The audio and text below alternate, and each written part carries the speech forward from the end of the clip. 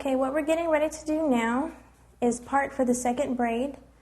This one is pretty thin, which I like to do right around the edge, but I'm going to thick it up just a little bit towards the middle just to keep a nice consistent size going.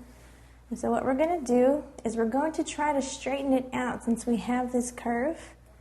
I'll go ahead and take that little bit, but I'm really going to draw a straight line right here on this second part, just so we've got nice straight lines going across the back of the head.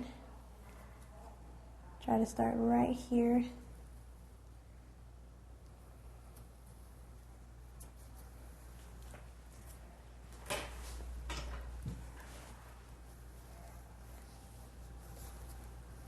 And you can see we've got a little bit of crosshairs going.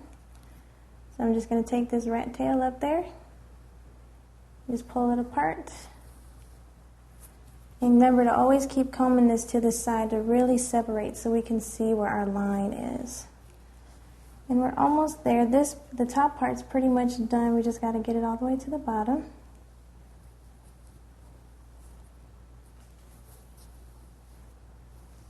And there we go. We've got our second part for our second braid. It's really close to the same size, but we really thickened up the top so we can straighten it out for the rest of the way.